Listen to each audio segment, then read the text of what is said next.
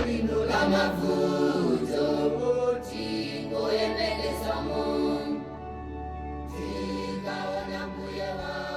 moving on from Sudan,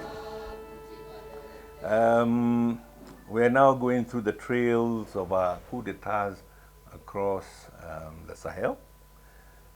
The fifth coup d'etat took place in Burkina Faso on the 5th of September. So that's basically 2 years and a bit ago.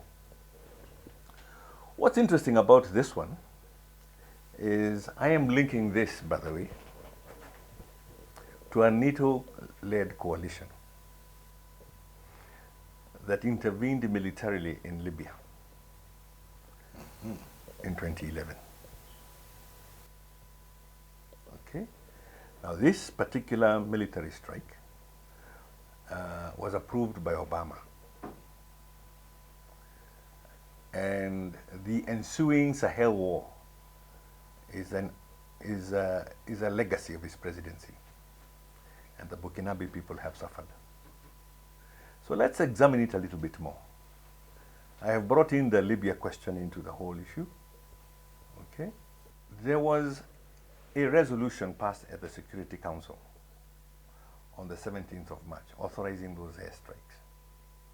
What we should look at, however, is who approved and who abstained in the voting at the Security Council. Right.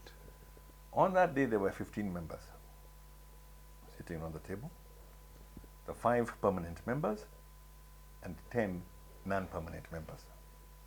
Of the 5 permanent members, the Western coalition of France, UK and the US approved the military strikes. China and Russia abstained. Of the non-permanent members, of interest to us, you and I, would be 3 African countries. The first being Gabon, subject to a recent coup. It voted in favor. Nigeria, currently being urged by the Western forces to lead ECOWAS into Niger, voted in favor. And South Africa voted in favor. The nations that did not vote for or at least abstained in this vote, there was Brazil and India. So Brazil, Russia, India, and China. All abstained. All abstained. And these are the members of the original BRIC. Exactly. So even before the formal get-together, it appeared that there was committee in thought on international geopolitical decision-making. So they were not exactly completely aligned with the Western alliance. Exactly. Because I think an abstention is as good as a no vote. Yes. And of course, you do remember that China and Russia we still have a veto. They still have a veto? Yes, in the Security Council. But they abstained in this particular instance. Okay. Because if you recall, this was when we were in the height of our war on terror. So I think it may have been wise to abstain rather than veto the actual airstrike. That I have linked to Burkina Faso. Yes. So that is the beginning of the Sahel war. And what is actually interesting about it is that when Obama reflected on his presidency, he said that Libya was the worst mistake of his presidency. Well, at least it's good to know he has a conscience. He reflected and regretted. I'm going to hold an opinion on Obama's presidency for the time being, and I will visit it much later. Absolutely. And then we have the coup in Niger. What's interesting about this one, this is the only one where a country has been singled out for military intervention, although that action is looking increasingly unlikely. Yes. So, but we think Niger, however, what makes it a candidate for military intervention is because of the gas. So it's more about the strategic natural resources that a country has? Well, in this case, it isn't. because the gas is actually in Nigeria.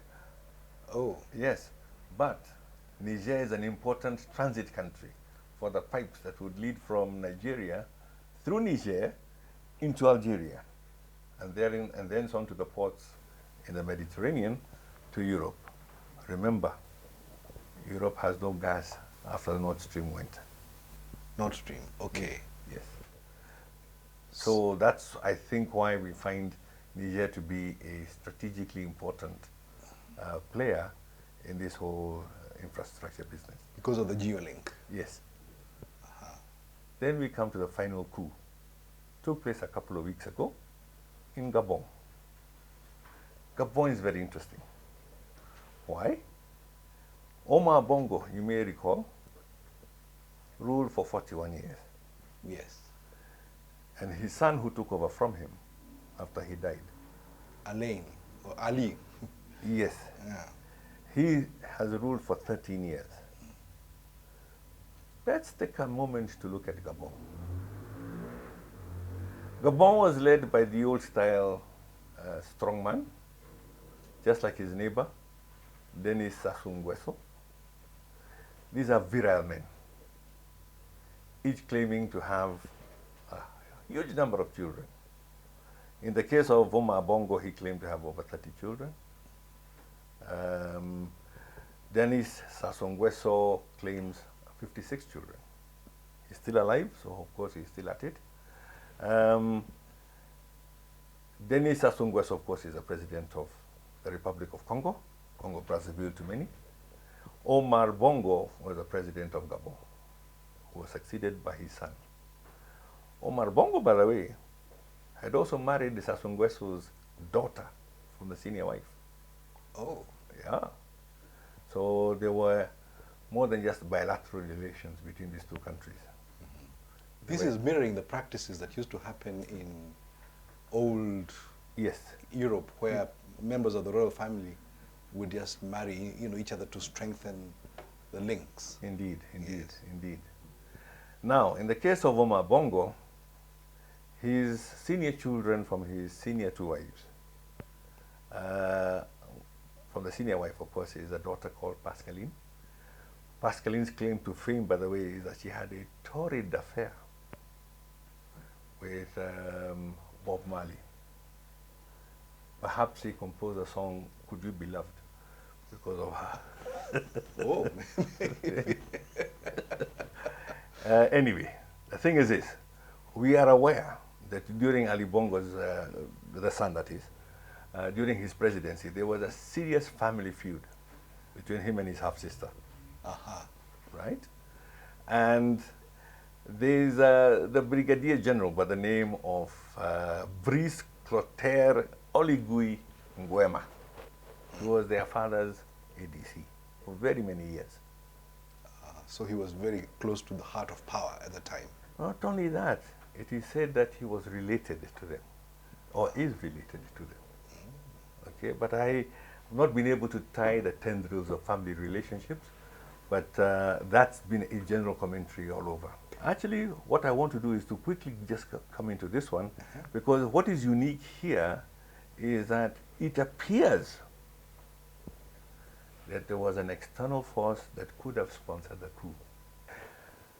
I wanted to finish up on our friend in Gabon, Nguema. Nguema. Yes. You've heard that name before? I've heard it mentioned in other countries. It seems to be a name among those communities in that region. It's actually a Gabonese name. It's a Gabonese name. Yes. Yeah. However, there is a family. There's a gentleman by the name of Francisco Macias Nguema, who ruled Equatorial Guinea from independence. Well, I think he was the second president, actually. The first president died, and then he was the second president.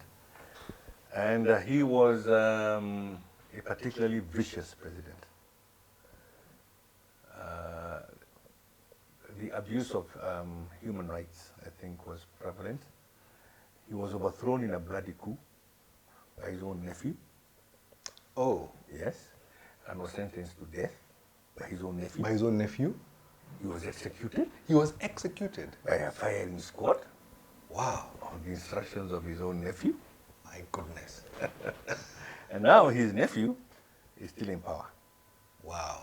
His name is Teodoro, I think, which is the Spanish for Theodore, I think. Yeah, Theodore.